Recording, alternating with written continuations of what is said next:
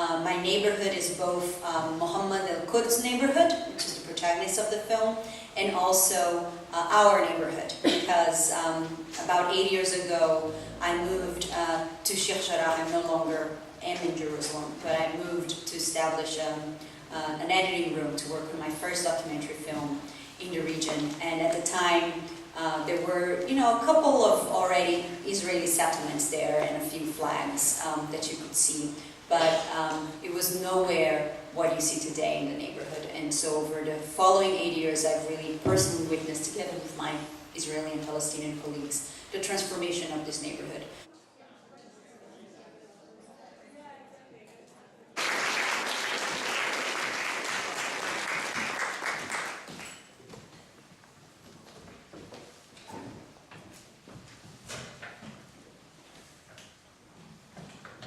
So, thank you all for coming.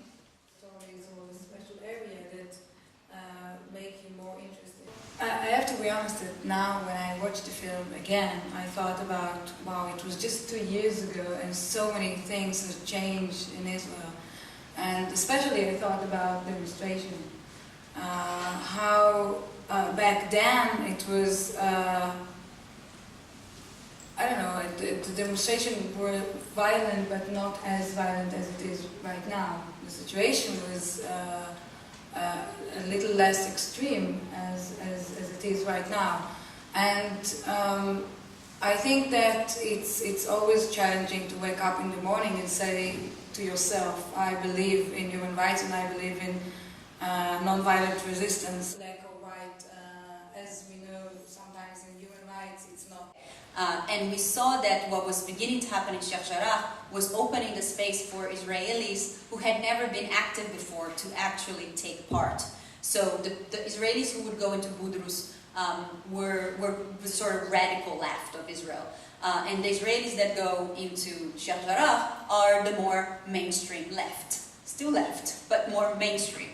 And so you see the sort of a bit of an opening for more people to get engaged and for the conversation to become a little bit more acceptable, and for the discourse around Sheikh Jarrah for there to be a conversation. Now, overall, Israeli society and Israeli government is not going left. It's pretty steadily going right. And at the same time, you do see that in the last 8 years, there has been an increase in activism, in sort of civil society level, non-violent direct actions of multiple legal justifications for each one of the actions that in the last period, the Israeli human rights activists become a target. And I think that you can see that it's increasing. It's becoming not popular or not allowed anymore to protest. Freedom of speech is becoming more narrow in Israel. Framework that justifies the occupation. So you basically talk. I don't want to speak politics.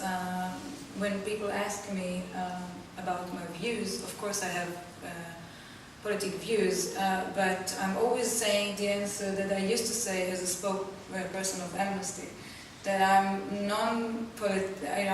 not politics. I'm not doing anything government. I don't want to deal with government. I just want to deal with people. It's not a question of black or white. We need to go to. It was a small protest that it was covered in